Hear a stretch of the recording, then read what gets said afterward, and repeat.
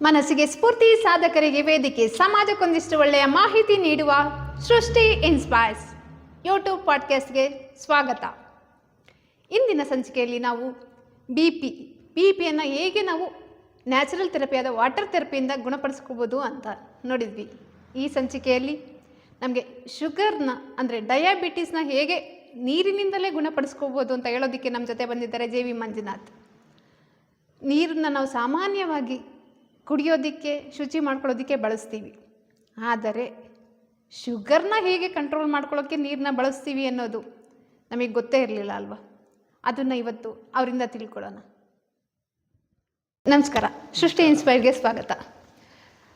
ಇಂದಿನ ಸಂಚಿಕೆಯಲ್ಲಿ BP ಬಗ್ಗೆ ನೀವು ಹೇಳಿದ್ರಿ. ನಂತರ ಮತ್ತೆ ಮುಂದಿನ ಸಂಚಿಕೆಯಲ್ಲಿ ಶುಗರ್ ಬಗ್ಗೆ ವಾಟರ್ ಥೆರಪಿಯಿಂದ ಹೇಗೆ ಕೆಲಸ ಮಾಡುತ್ತೆ ಅನ್ನೋದನ್ನ ಹೇಳ್ತೀನಿ ಅಂತ ಹೇಳಿದ್ರಿ. ಈಗ ಹೇಳ್ಬೋದಾ? ಶೂರ್. ನೋಡಿ, ವಾಟರ್ ಎಲ್ಲರಿಗೂ ಬೇಕೇ ಬೇಕು. ಲಾಸ್ಟ್ ಟೈಮ್ ಹೇಳಿದ್ದೆ, ವಾಟರಿಂದ ಎಷ್ಟೋ ನಾವು ಡೈಲಿ ಬರುವಂತಹ ಕಾಯಿಲೆಯ ಸಮಸ್ಯೆಯನ್ನು ನಾವು ವಾಸಿ ಮಾಡ್ಕೊಬೋದು ಅಥವಾ ಕಂಟ್ರೋಲ್ ಮಾಡ್ಕೋಬೋದು. ಆದರೆ ಇವತ್ತಿನ ಒಂದು ಜನ್ರೇಷನ್ಗೆ ಸಮಯ ಇಲ್ಲ ಅಂತ ಹೇಳ್ತಾರೆ. ಹೇಗಪ್ಪ ಅಂದರೆ ಮಾತ್ರೆ ಹಾಕೋಬೇಕು, ತಕ್ಷಣ ವಾಸಿ ಆಗಬೇಕು. ಅದು ಟೆಂಪ್ರವರಿ. ಬಟ್ ಪರ್ಮನೆಂಟ್ ರಿಸಲ್ಟ್ ಬೇಕು ಅಂದರೆ ನಾವು ಕೆಲವು ನ್ಯಾಚುರಲ್ ಆಗಿ ಮಾಡಿಕೊಂಡಾಗ ನಮ್ಮಲ್ಲಿ ಏನೇ ಒಂದು ಆರೋಗ್ಯ ಸಮಸ್ಯೆ ಇರಲಿ ನಾವು ಅದರಿಂದ ಹೊರಗೆ ಬರ್ಬೋದು. ಇವತ್ತಿನ ಒಂದು ನಿಮ್ಮ ಸಂಚಿಕೆಯಲ್ಲಿ ಶುಗರ್ ಬಗ್ಗೆ ನಾನು ಗೈಡ್ ಮಾಡ್ತೀನಿ. ಸಿಂಪಲ್. ನೀರು ಬಳಸೋದು ನಮಗೆ ಗೊತ್ತು, ಸ್ನಾನ ಮಾಡೋಕ್ಕೆ ಬಳಸ್ತೀವಿ, ಶುಚಿ ಆಗೋದಕ್ಕೆ ಬಳಸ್ತೀವಿ. ಮತ್ತು ಕೆಲವೊಂದು ಆರೋಗ್ಯ ದೃಷ್ಟಿಯಿಂದ ಈಗ ಜ್ವರ ಬಂದಾಗ ತಣ್ಣೀರು ಬಟ್ಟೆ ಹಾಕ್ಕೊಳ್ತೀವಿ, ಎಲ್ಲರ ಪೇಯ್ನ್ ಬಂತಂದರೆ ವಾಟರ್ ಪ್ಯಾಕ್ ಹಾಕ್ಕೊಳ್ತೀವಿ, ಆ ಥರ ಎಲ್ಲ ಬಳಸೋದು ಗೊತ್ತು. ಬಟ್ ಶುಗರ್ಗೆ ಅಂತ ಬಂದಾಗ ನೀರು ಹೇಗೆ ಬಳಸ್ತಾರೆ, ನೀರಿಂದ ಶುಗರ್ ಕಡಿಮೆ ಆಗುತ್ತೆ ಅನ್ನೋದು ತುಂಬ ಜನಕ್ಕೆ ಗೊತ್ತಿಲ್ಲ. ಈಗ ಜ್ವರ ಬಂದ ನೀವೇ ಅಂತಲ್ವಾ, ನಿಮ್ಮ ಪಾಯಿಂಟ್ ತೊಗೊತೀವಿ ನೋಡಿ. ಜ್ವರ ಬಂದಾಗ ಒಂದು ಬಟ್ಟೆ ನೆನೆಸ್ಬಿಟ್ಟು ಇಲ್ಲಿ ಹಾಕ್ತಾರೆ. ಹೌದು. ಅದೇನು ಮಾಡುತ್ತೆ, ಹೀಟ್ನ ಅಬ್ಸರ್ವ್ ಮಾಡುತ್ತೆ. ಕರೆಕ್ಟ್. ಹಾಗೆ ಶುಗರ್ ಯಾಕೆ ಬರುತ್ತೆ ಅಂದರೆ ಅವ್ರಿಗೆ ಪ್ಯಾಂಕ್ರಿಯಾಸ್ ಪ್ರಾಬ್ಲಮ್ಸ್ ಇರುತ್ತೆ. ಆಯಿತಾ? ಈ ವಾಟ್ರಿಂದ 4 ಸ್ಟೆಪ್ಸ್ ಹೇಳ್ಕೊಡ್ತೀವಿ. ಅದನ್ನು ಅವರು ಪ್ರಾಕ್ಟೀಸ್ ಮಾಡಿದಾಗ ಅವ್ರಿಗೆ ನಾವು ಹಚ್ಚಿದ್ವಿ ಶುಗರ್ ಪೇಷಂಟ್ಸ್ಗೆ.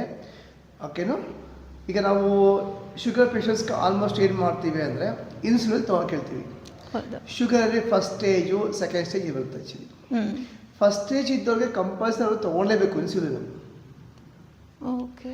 ಸೆಕೆಂಡ್ ಸ್ಟೇಜ್ದವರಿಗೆ ಅವಶ್ಯಕತೆ ಇಲ್ಲ, ಈ ಥರ ನ್ಯಾಚುರಲ್ ಆಗಿ ಅವರು ಮಾಡ್ಕೊಬೋದು. ಇವನ್ ಫಸ್ಟ್ ಸ್ಟೇಜ್ ಅವರು ಮಾಡ್ಬೋದಿಲ್ಲ ಅಂತ ಹೇಳ್ತಿಲ್ಲ. ಬಟ್ ಡೈಲಿ ಅವರು ಅಟ್ಲೀಸ್ಟ್ ಒಂದು 2-3 ತಿಂಗಳು ಮಾಡಿಕೊಂಡಾಗ ಅವರು ಮಂತ್ಲಿ ಹೋಗಿ ಹಾಸ್ಪಿಟ್ಲಲ್ಲಿ ಚೆಕ್ ಮಾಡಿಸ್ಕೊಳ್ಳಿ. ಬಟ್ ದಿನ ಮಾಡಬೇಕು ಒಂದು ಅರ್ಧ. ಅಂದರೆ ಫಸ್ಟ್ ಸ್ಟೇಜ್ ಅಂದರೆ ಅದೇ ಹೈಯರ್ ಲಾಸ್ಟ್ ಶುಗರ್ ಲೆವೆಲ್. ಹೌದೌದು. ಶುಗರಲ್ಲಿ 2 ಫಸ್ಟ್ ಸ್ಟೇಜ್, ಸೆಕೆಂಡ್ ಸ್ಟೇಜ್ ಬರುತ್ತೆ. ಆ್ಯಕ್ಚುಲಿ ಫಸ್ಟ್ ಇದ್ರಿಗೆ ಇನ್ಸುಲಿನ್ ಕೊಡ್ತಾರೆ. ಸೆಕೆಂಡ್ ಸ್ಟೇಜ್ಗೆ ಅವ್ರು ಕಾಣಿಸ್ಕೊತಾ ಇರುತ್ತೆ, ಆವಾಗ ಅವಶ್ಯಕತೆ ಇಲ್ಲ ಸ್ಟಾರ್ಟಿಂಗಲ್ಲಿ. ಓಕೆ. ಅವರು ಈಸಿಯಾಗಿ ಕೆಲವು ಡಾಕ್ಟರ್ ಏನು ಮಾಡ್ತಾರೆ, ಸೆಕೆಂಡ್ ಸ್ಟೇಜ್ವರೆಗೆಲ್ಲ ಕಂಪಲ್ಸರಿ ಟ್ಯಾಬ್ಲೆಟ್ಸಲ್ಲಿ ಕ್ಯೂರ್ ಮಾಡ್ತಾರೆ. ಫಸ್ಟ್ ಸ್ಟೇಜ್ವರೆಗೆ ಏನು ಮಾಡ್ತಾರೆ ಅಂದರೆ ಅವ್ರಿಗೆ ಕಂಪಲ್ಸರಿ ಡೈಲಿ ಇನ್ಸುಲಿನ್ ಬೇಕು ಅಂತ ಹೇಳ್ತಾರೆ. ಬಟ್ ಇಲ್ಲಿ ಇಬ್ರಿಗೂ ಹೆಲ್ಪ್ ಆಗುತ್ತೆ. ನಮ್ಮಲ್ಲಿ ಲೇಡಿಗೆ ಆಲ್ಮೋಸ್ಟ್ 400 ಶುಗರ್ ಇತ್ತು. ಓಕೆ. ಅವ್ರಿಗೆ ನಾನು ಈ ವಾಟ್ರಲ್ಲಿ ಗೈಡ್ ಮಾಡಿದಾಗ ಫಸ್ಟ್ ಡೇನೇ ಅವ್ರಿಗೆ 250 ಬಂತು. ಅವರಿವತ್ತು ಡೈಲಿ ಪ್ರಾಕ್ಟೀಸ್ ಮಾಡ್ತಿದ್ದಾರೆ. ಇವತ್ತು ಅವ್ರದ್ದು 180, 170, 190 ಆ ಥರ ಬ್ಯಾಲೆನ್ಸ್ ಆಗ್ತಾಯಿದೆ. ಮಾಡಬೇಕು. ಈಗ ನಾವು ಡಾಕ್ಟ್ರು ಕೊಡುವಂತಹ ಟ್ಯಾಬ್ಲೆಟ್ಸ್ನ ಬೆಳಗ್ಗೆ ಸಂಜೆ ದಿನ ತೊಗೊತೀವಿ. ಇದು ಅಷ್ಟೇ, ಡೈಲಿ ಮಾಡಬೇಕು. ಬಟ್ ಟ್ಯಾಬ್ಲೆಟ್ಸ್ ತೊಗೊಳಕ್ಕೆ 1 ನಿಮಿಷ ಸಾಕು. ಇದೊಂದು ಅರ್ಧ ಗಂಟೆ, ಮುಕ್ಕಾಲು ಗಂಟೆ ತಾಳ್ಮೆಯಿಂದ ಮಾಡಬೇಕು. ಇದನ್ನು ಆವಾಗ ಅವ್ರಿಗೆ ನಾವು ರಿಸಲ್ಟ್ ಕೊಡ್ಬೋದು. ಯಾಕಂದ್ರೆ ನಾವು ಚೆಕ್ ಮಾಡ್ಕೊಳ್ಳಿ. ಆಲ್ಮೋಸ್ಟು ಅವರಲ್ಲಿ ಶುಗರ್ ಚೆಕ್ ಮಾಡುವಂತಹ ಮಾನಿಟ್ರ್ ಇರುತ್ತೆ. ಫಸ್ಟ್ ಎಷ್ಟು ಶುಗರ್ ಇತ್ತು ಒಂದು ಬರ್ಕೊಳ್ಳಿ, ಅಥವಾ ಸ್ಕ್ರೀನ್ಶಾಟ್ ತೊಗೊಳ್ಳಿ ಮೊಬೈಲ್ಸಲ್ಲಿ. ಒಂದು ಅರ್ಧ ಮುಕ್ಕಾಲು ಗಂಟೆ ನಾವು ಇದೇನು ಹೇಳ್ಕೊಡ್ತೀವಿ ಅದನ್ನು ಮಾಡಿಬಿಟ್ಟು ನಂತರ ಚೆಕ್ ಮಾಡ್ಕೊಳ್ಳಿ. ಎಷ್ಟು ದಿವಸಕ್ಕೆ ರಿಸಲ್ಟ್ ಬರುತ್ತೆ? ಅವ್ರಿಗೆ ಸ್ಪಾಟ್ ಅವತ್ತೇ ಬರುತ್ತೆ. ಎಕ್ಸಾಂಪಲ್ ಈಗ ಅವ್ರಿಗೆ ಶುಗರು ಒಂದು 220 ಅಂದ್ಕೊಳ್ಳಿ, ಒಂದು ಅರ್ಧ ಮುಕ್ಕಾಲು ಗಂಟೆ ನಂತರ ಚೆಕ್ ಮಾಡ್ಕೊಳ್ಳಿ, ಒಂದು ರಿಸಲ್ಟು ವೇರಿಯೇಷನ್ಸ್ ಇರುತ್ತೆ. ಓಕೆ. ಅಂದರೆ ನೀರಿನ ಚಿಕಿತ್ಸೆ ಮಾಡ್ಕೊಂಡ ತಕ್ಷಣಕ್ಕೆ ನಿಮಗೆ ಅಲ್ಲೇ ಸ್ಪಾಟ್ ಅವತ್ತು ಗೊತ್ತಾಗುತ್ತೆ. ಅದು ಯಾವ ಥರ ಚಿಕಿತ್ಸೆ ಮಾಡ್ಕೊಳ್ಳೋದು ಅಂತ ತೋರಿಸ್ಕೊಡ್ತೀನಿ. ಈ ಥರ ಒಂದು ನೀರು ತಗೊಂಡು ಒಂದು 4 ಸ್ಟೆಪ್ಸ್ ಇದೆ. ಈ 4 ಸ್ಟೆಪ್ಸ್ನ ನೀವು ಮಾಡಬೇಕಾಗುತ್ತೆ. ನೋಡಿ, ನಿಮ್ಮ ಒಂದು ಟಂಗ್ ಇದೆಯಲ್ವಾ, ನಾಲಿಗೆಯನ್ನು ವಾಟ್ರಲ್ಲಿ ಡಿಪ್ ಮಾಡಬೇಕು, ಹಾಗೆ ಹೋಲ್ಡ್ ಮಾಡಬೇಕು ಈ ಥರ ನೋಡಿ.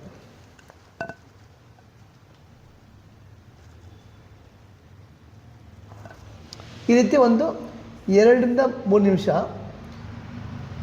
ವಾಟ್ರಲ್ಲಿ ಡಿಪ್ ಮಾಡಿ ಹಾಗೆ ಹೋಲ್ಡ್ ಮಾಡಿ ಇಟ್ಕೊಳ್ಳಿ. ಈ ಥರ ಒಂದು 4-5 ಸಲ ಅಭ್ಯಾಸ ಮಾಡಲಿ. First steps. ಸೆಕೆಂಡ್ ಸ್ಟೆಪ್ ಹೇಗೆ ಅಂದರೆ, ಟಂಗನ್ನು, ನಾಲಿಗೆಯನ್ನು ವಾಟ್ರಲ್ಲಿ ಡಿಪ್ ಮಾಡಬೇಕು, ತೆಗಿಬೇಕು. ಅಂದರೆ ಇನ್ ಔಟ್ ಈ ರೀತಿ ನೋಡಿ.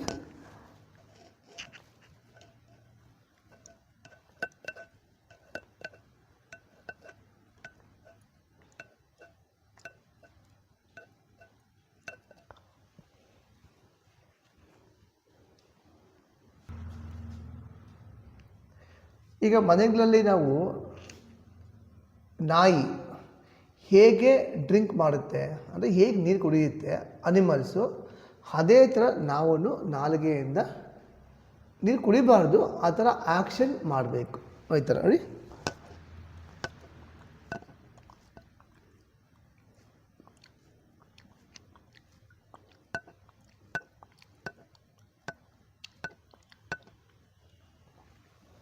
ಯಾವುದೇ ಕಾರಣಕ್ಕೂ ನೀರು ಕುಡಿಬಾರ್ದು. ನೀರ ಮೇಲೆ ನಾಲಿಗೆನ ಈ ಥರ ಜಸ್ಟ್ ಫ್ಲೋ ಮಾಡಬೇಕು. ನಾಲಿಗೆನ ಸುಮ್ಮನೆ ನಾಯಿ ಕುಡ್ದಂಗೆ ನಾವು ಟಂಗನ್ನು ಆಡಿಸ್ಬೇಕು. 4ನೇದು ಏನಪ್ಪ ಅಂದರೆ, ಟಂಗನ್ನು ಒಳಗೆ ಡಿಪ್ ಮಾಡಬೇಕು. ಒಂದು 3 ಮಿನಿಟ್ಸ್ ಹೋಲ್ಡ್ ಮಾಡಿಬಿಟ್ಟು ನಂತರ ನೀವು ಟಂಗನ್ನು ಆಚೆ ಇಟ್ಕೋಬೇಕು. ಈ ಥರ ಆಚೆ ಇಟ್ಕೊಂಡಾಗ ನಿಮಗೆ ಸಲೈವ ಅಂದರೆ ಲಾವರಸ ಅಂತ ಹೇಳ್ತೀವಿ, ಆಯಿತಾ, ಅದು ತಿಕ್ಕಾಗಿ ಬರುತ್ತೆ, ಆಯಿತಾ. ಆ ಥರ ಯಾರಿಗೆ ಬರುತ್ತೆ ಅವ್ರಿಗೆ ಶುಗರ್ ಪಕ್ಕ ಇರುತ್ತೆ. ದಿನೇ ದಿನೇ ಅದು ನಿಮ್ಗೇನಾಗಬೇಕು, ಕಡಿಮೆ ಆಗ್ತಾ ಹೋಗ್ಬೇಕು, ತೊಟ್ಟಿಗಬೇಕು, ಆ ಲೆವೆಲ್ಗೆ ನೀವು ತೊಗೊಂಡೋಗ್ಬೇಕು. ಡೈಲಿ ಈ ಒಂದು 4 ಸ್ಟೆಪ್ಸ್ನ ಅಭ್ಯಾಸ ಮಾಡಿ. ಇದು 4 ಸ್ಟೆಪ್ ಮಾಡೋಕ್ಕೆ ಒಂದು ಅರ್ಧ-ಮುಕ್ಕಾಲು ಗಂಟೆ ಬೇಕಾಗುತ್ತೆ. ನೀವು ಮಾಡಿ ನಂತರ ನಿಮ್ಮಲ್ಲಿ ಶುಗರ್ ಚೆಕ್ ಮಾಡುವಂತಹ ಮಾನಿಟರ್ ಚೆಕ್ ಮಾಡಿ ನೋಡಿ, ನಿಮಗೆ ಶುಗರು ಕಡಿಮೆ ಆಗಿರುತ್ತೆ. ಈ ಥರ ಎಷ್ಟೋ ಜನಕ್ಕೆ ನಾವು ಈ ಥರ ಒಂದು ಹೈಡ್ರೋಥೆರಪಿಯಲ್ಲಿ ನಾವು ಗೈಡ್ ಮಾಡ್ತಾ ಇದ್ದೀವಿ. ಶುಗರ್ ಕಂಟ್ರೋಲ್ ಬರ್ತಾ ಇದೆ. ಈಗ ನೀವು 4 ಸ್ಟೆಪ್ ತೋರಿಸ್ಕೊಟ್ರಿ, ಆ 4 ಸ್ಟೆಪ್ ಪ್ರತಿದಿನವೂ ಮಾಡಬೇಕಾ? ಹೌದು, ಡೈಲಿ ಮಾಡಬೇಕು. ಈಗ ಶುಗರ್ ಪೇಷಂಟ್ಸ್ಗೆ ಡಾಕ್ಟರ್ ಹೇಳ್ತಾರೆ ಡೈಲಿ ಮಾತ್ರೆ ಹಾಕು ಅಂತ ಹೇಳ್ತಾರೆ. ಹಾಕೊಳ್ಳೇಬೇಕು ಅವರು. ಇಲ್ಲ ಮಂತ್ಲಿ ಒಂದ್ಸಲ ಹಾಕ್ಕೊಂತಾರೆ ಮಾತ್ರೆ? ಇಲ್ಲ, ಇದು ಅಷ್ಟೇ, ಡೈಲಿ, ಆಯಿತಾ. ಅವರು 1 ಟೈಮ್ ಮಾಡ್ಬೋದು. ಫ್ರೀ ಇದ್ದರೆ ಬೆಳಗ್ಗೆ ಒಂದ್ಸಲ, ಸಂಜೆ ಒಂದ್ಸಲ ಮಾಡಲಿ.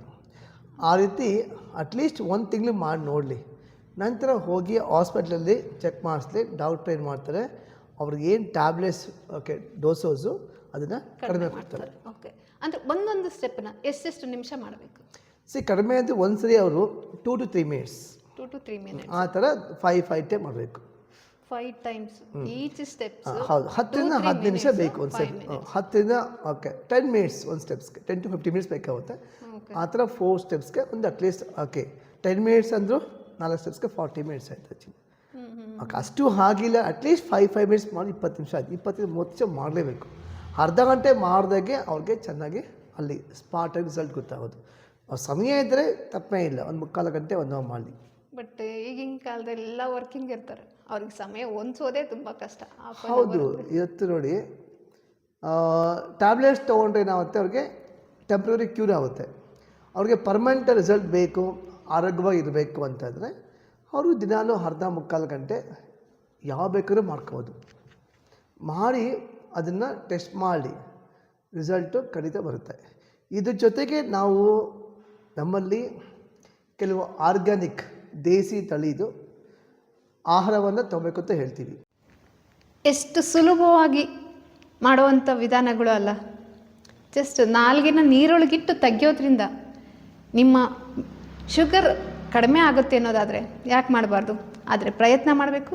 ಜೊತೆಗೆ ಕನ್ಸಿಸ್ಟೆಂಟಾಗಿ ಡೈಲಿ ಪ್ರಾಕ್ಟೀಸ್ ಮಾಡಬೇಕು. ನೀವು ಅದಕ್ಕೋಸ್ಕರ ನೀವು ಡೈಲಿ ಟೈಮ್ ಕೊಟ್ಟಾಗ ಮಾತ್ರ ನಿಮ್ಮ ಶುಗರ್ ಲೆವೆಲ್ ಕಡಿಮೆ ಆಗತ್ತೆ. ನೀವೇನಾದರೂ ಇವ್ರನ್ನ ಮುಖತಃ ಭೇಟಿಯಾಗಬೇಕು ಅಥವಾ ಕರೆ ಮಾಡಿ ಮಾತಾಡಬೇಕು ಅನ್ನೋದಾದರೆ ಕೆಳಗೆ ಕೊಟ್ಟಿರೋ ನಂಬರ್ಗೆ ಸಂಪರ್ಕಿಸಬಹುದು. ಇವರ ಕಚೇರಿಗಳು ರಾಮಮೂರ್ತಿ ನಗರ, ಪೀಣ್ಯ ಮತ್ತು ಜಂಗಮಕೋಟೆಯಲ್ಲಿ ಇರ್ತವೆ. ಅಲ್ಲಿ ಕೂಡ ನೀವು ಹೋಗಿ ಭೇಟಿ ಮಾಡಬಹುದು. ನಮಸ್ಕಾರ. ಯಾವಾಗಲೂ ಆರೋಗ್ಯವಾಗಿರಿ, ಸದಾ ನಗ್ನಗ್ತಾ ಇರಿ.